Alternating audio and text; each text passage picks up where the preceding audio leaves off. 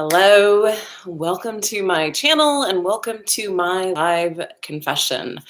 It has been some time coming, and thank God for the anti-MLM community and being able to unravel what I unknowingly got myself into last summer as I was out looking for a job and found myself in this company called Revolution Financial Management. I have so much I want to share, and there is no way I will get it all into this confession.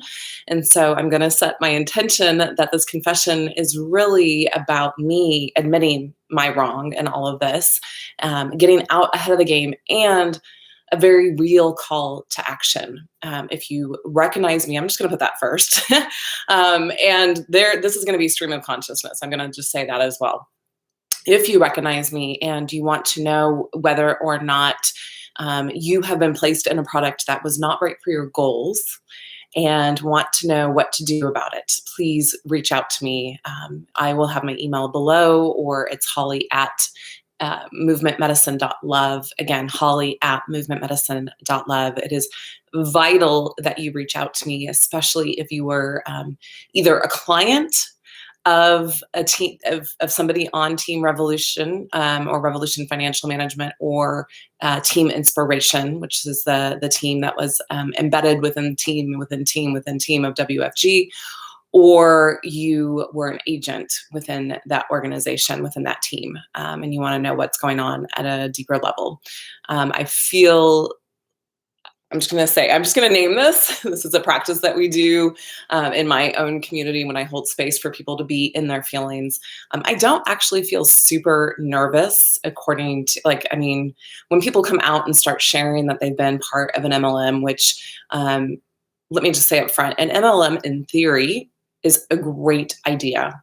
It is really based off of most sales structures to begin with, but it is in practice, there are so many things that I feel are going wrong because of human nature. And I think a lot of it is unconscious. A lot of it is, the mental bias that we put on front of ourselves, not wanting to go into cognitive dissonance. There's so much that actually is happening with MLMs. And to top it off, to have an MLM inside of the financial industry, in my opinion, is from my experience, I can only speak from my experience and the teams that I was on and how I saw this unfold, is just a disaster waiting to happen. It's a highly regulated industry for a reason, because people get taken advantage of all the time. And when you have so much riding on your ability to whether or not recruit people in order to keep your business going, even long haul, and not being focused on the very details that make the financial industry regulated, i.e. understanding your products and how those impact people's financial futures, not just way in the future, but even more immediate. Without understanding that, it's just a disaster, in my opinion, waiting to happen. And the more that I have pulled myself out of WFG, out of Revolution Financial Management, and discovered what the rest of the industry thinks of this company, and again, people are going to be at each other, but really integral people that I have found that have a lot of issues with how WFG does business, and why they're doing business the way they do. Anyways, there is just, again, I could go off on tangents because there is so much to bring to the consciousness, to bring to the awareness. And if that's all I do, let me turn my phone off. So I don't, maybe that's my friend Kat saying, hey, I see you on live. Nope, she's just leaving me a voice message. There's so much to bring into the awareness, because where I've been listening to Josie over at Not the Good Girl and a couple other anti-MLMers, there's a lot of similarities, but there's also a lot of differences that I'm recognizing that are unique to being in an MLM in the financial industry. So that's the first thing. But the second thing is, because of the structure, I believe, of the MLM within the financial industry, where you're so focused on recruiting there is a high probability that you don't get trained in what we're actually supposed to do, which is financial education. First and foremost for ourselves. That was what we were promised when we first heard the first pitch or first got, recruited onto the team, even though we can't use those words, recruited. That's pretty much what happens. We're invited, right? Invited onto the team.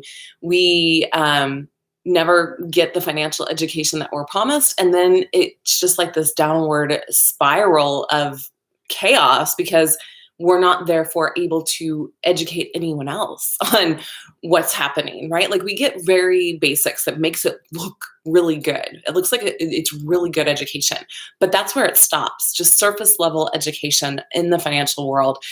There's reasons why the CFP is years long, or at least, months long. You can go years with it.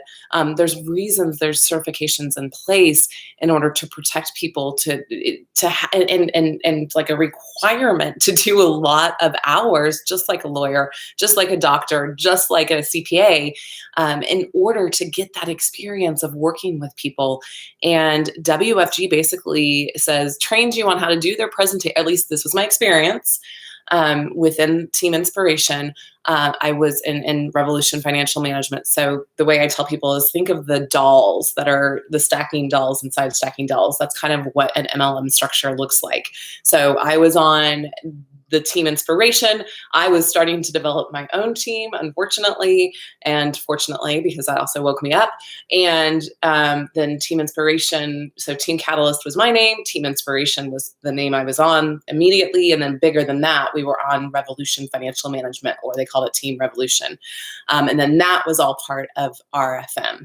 And so now I lost my train of thought. See, I was afraid that this would happen when I just go off and my feet are cold. So I'm going to grab my blanket.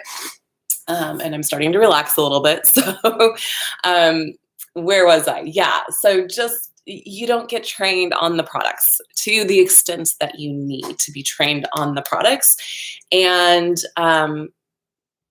first and foremost, what I discovered, I was on in June, I got licensed in July, and by November, so August, September, October, November, so about 4 or 5 months into it, I discovered that my mentor, my upline, was putting people in the wrong product for their goals and not knowing it. And when I brought it to her attention, in short, I was ignored. I was denied any awareness that this was an issue. And I had to see my mentor start to put people in the correct product for their goals. And as I continued to ask over the months that I was waiting for her to help me get into the right product, I continued to be ignored until January, when I started to escalate things, or maybe it was in January when I really started to wake up. And I'll share my whole story later, but I want to get this out there.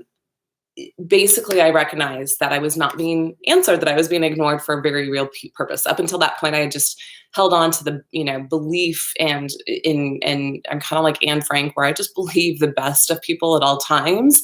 And I give them the benefit of the doubt. Like it'd been December and the holidays and it was super busy. And this, upline was always busy. She worked like 8 days a week, if it was even possible.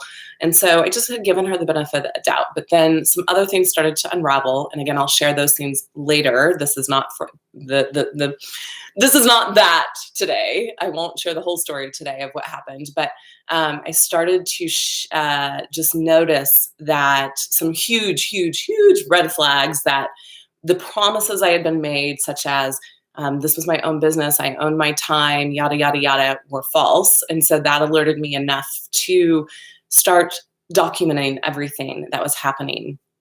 Long story short, she continued to ignore my emails and my text messages. And I put some pressure and said, if you don't respond to me about being in the wrong product due to your negligence, essentially your incompetence of not understanding this product well enough, then I'm going to take this to compliance. So she finally started to respond. And it was unfortunate that in that instant, and I have all of this documented in emails, she responded with no ownership of putting me in the wrong product. In fact, she tried to lie to me about the product and the goals that I had, my personal goals. She tried to lie to me about what my personal goals were in order to make the product look like it had fit me. And yeah, so much else has happened. Unfortunately, two of my own friends that I brought to her during training, because if you know anything about MLMs and WFG, RFM are no different.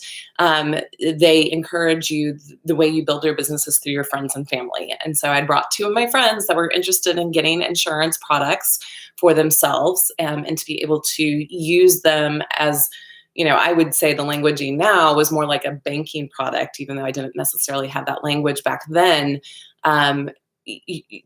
I brought them to her. She put them in the same product that was the wrong product for their goals.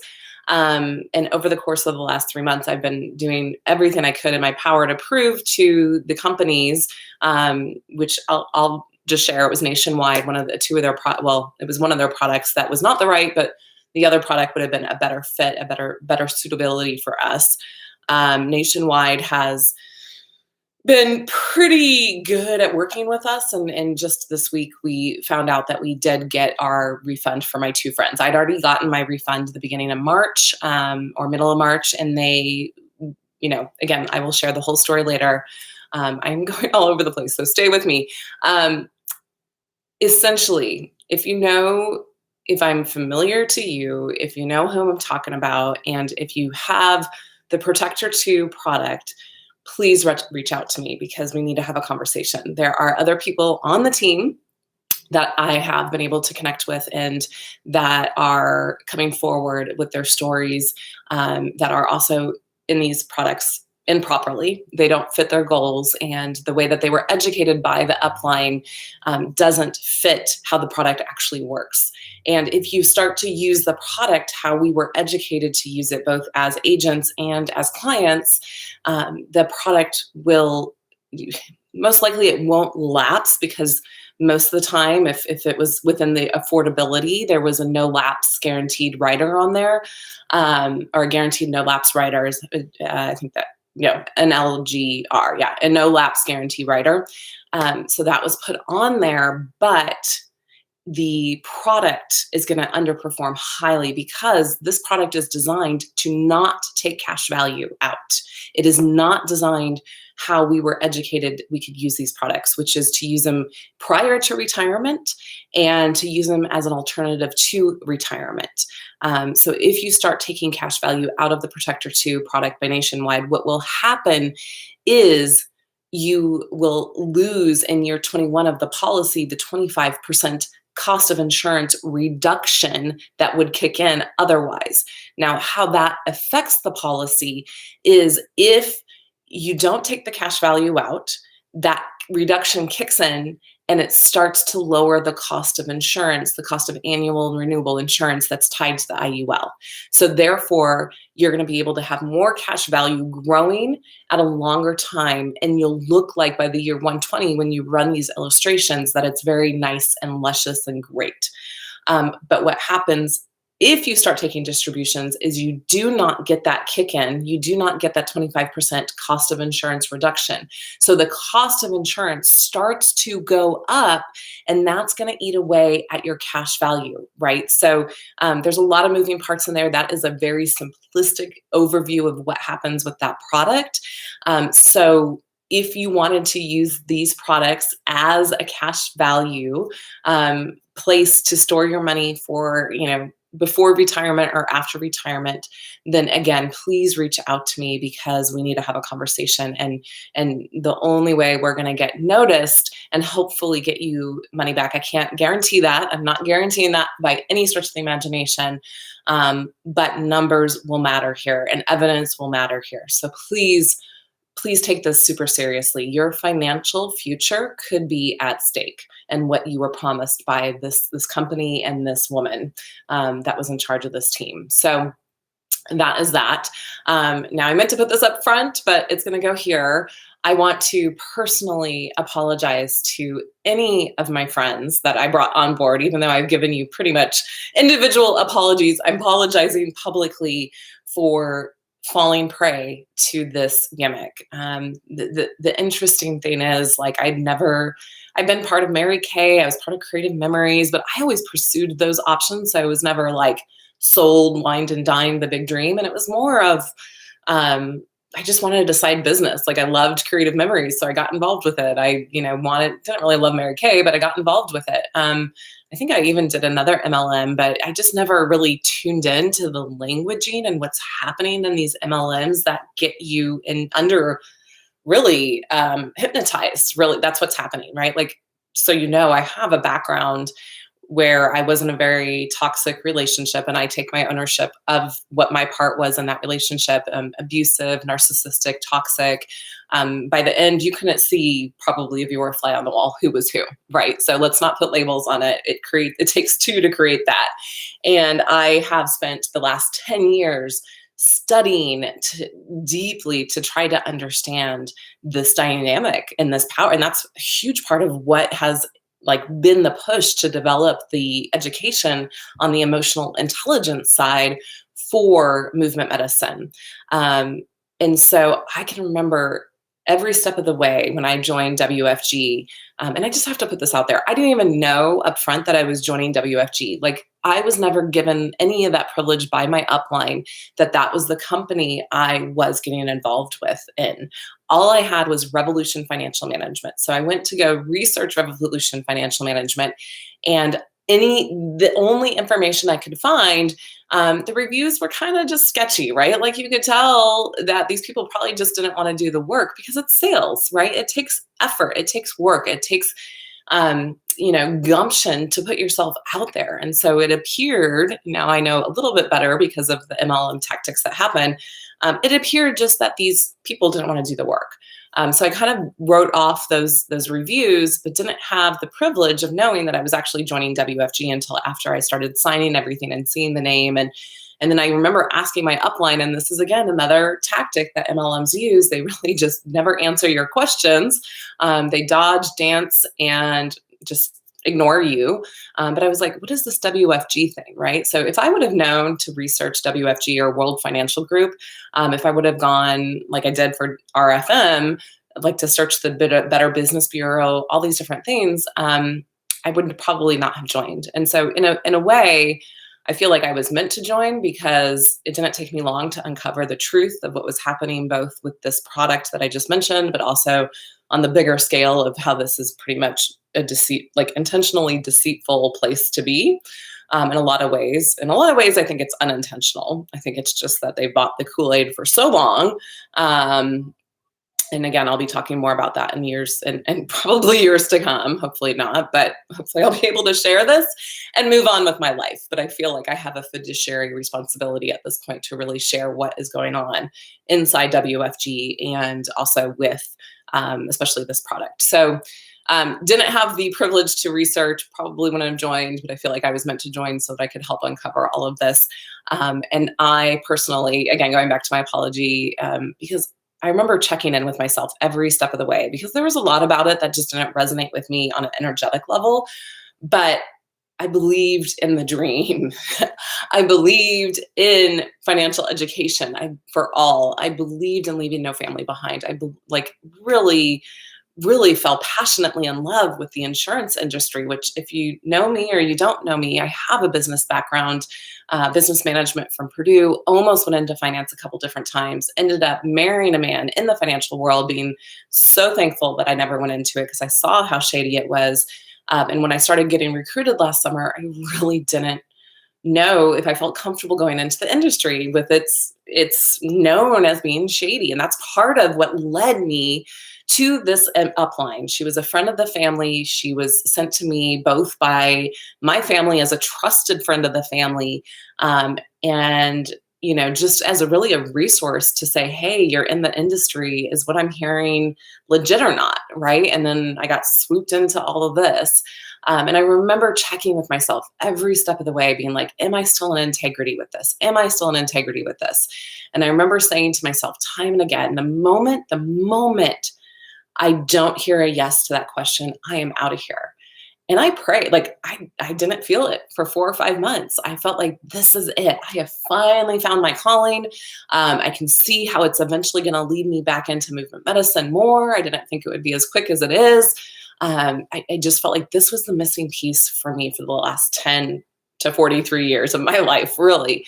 And so it was very disheartening to me in so many ways. And I know I still have processing to do, but because of all the legal stuff that has been going on with this product issue and being lied to, and helping as many people as I can understand what's happening about their financial future, I know that my time to process some of that will be later. So again, if you're a part of my team or I approached you to be part of my team, I deeply apologize. I do believe in everything that I shared. I just realized that WFG and RFM is not the vehicle to do that in, and that unless you have a deep passion to be in the financial industry and willing to do the work it takes to educate yourself, it's not the right industry for you. I probably could have convinced you otherwise because I had convinced myself, woo, yeah, that it was, anybody could do this. But, after listening to several of my friends that came on board and really being able to put the pieces together, wow. And just to add to that story, since it's already getting long, I remember telling my upline, like, I don't want to build a team. I just want to focus on what I'm passionate about, which is the financial education for myself, first and foremost, but also to be able to share it with people. And one of my first friends that sat in, because the way they convince you to start training yourself, but it's really under disguise to start recruiting for you, and through recruiting they make people clients. So that's the process, right? Like, they encourage you to bring people to them so they can train you, then they sell that person that you've brought to on the dream, and so they try to recruit them first and foremost. That's what they do. They don't actually do financial education first, and then from there they insist that that person becomes a client. So it's a genius way to keep the funnel going so that people have immediate success, but it's really not an integrity. And so there's one of the first person, who you are, came on board. He said yes. I kept it, like, I remember sitting back here. I think he was at my home watching the video. Like, we were on the Zoom call with this woman training me, and all of a sudden he's saying yes. And I remember being like, don't say yes, don't say yes. Well, he's saying yes. Well, maybe he sees something I don't. And I was like, oh, well, maybe there is something more legit about this, right? Because I was still like very, I don't know about this. And then all of a sudden, it just led me to having other people join the team and say yes to the opportunity, because I saw this man's yes to this opportunity, and it was like, oh, this is real, this is legit, this can really happen. And all of a sudden, before I knew it, my wishes for what I had wanted were ignored by me because I'd forgotten about them, because I got swept up in the energy of excitement of having a team. And all of a sudden, most of my focus is on constant personal communication, what they call CPC, to the point where I didn't even have time now to continue to work my business. I mean, it's just, oh my gosh, there's so much to share about it. But yes, so I have apologized to everybody on my team. If I haven't reached out to you, to apologize in the attempt to try to recruit you. I apologize for taking so long. Some of it is just being able to swallow my pride and be like, God, I was wrong, and I am so sorry. And I'm so glad you said no. I'm so glad that you had whatever impetus you had to say no. I'm also very thankful that the few friends that said yes did, and that they were part of me waking up to this whole issue. And yeah, I just, if I'm pretty sure that I've reached out to everybody that I can reach out to. There are some clauses in the thing that, once you leave the company, you're not supposed to reach out to people. But if I'm sending you this video, that's my way of reaching out to you to like connect with me and say, hey, am I okay? Are my products okay?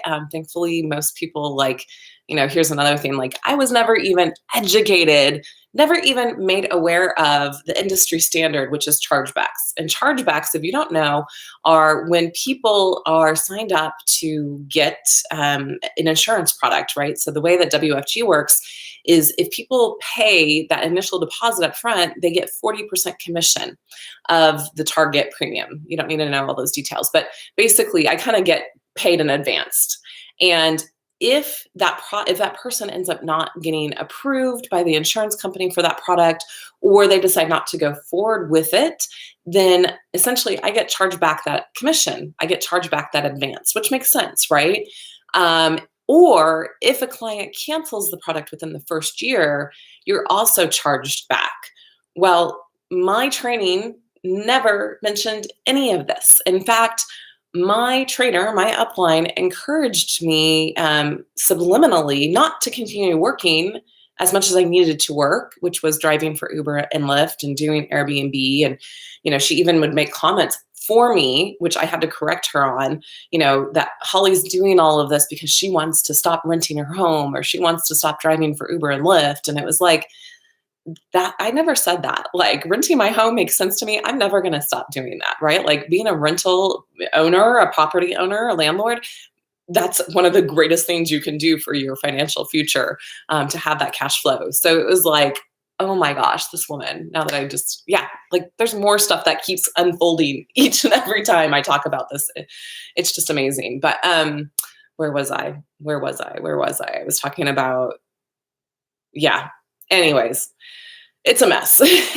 I had no idea, like, literally, as this whole product thing has unfolded, it literally has become a full-time job for me many weeks out of the last 4 months in order to pursue getting my own premiums back, which I have been able to do. I was able to prove that. So I have the evidence for that. Something within the evidence, they wouldn't tell me exactly what I provided that proved I was sold a product that was incorrect for my goals.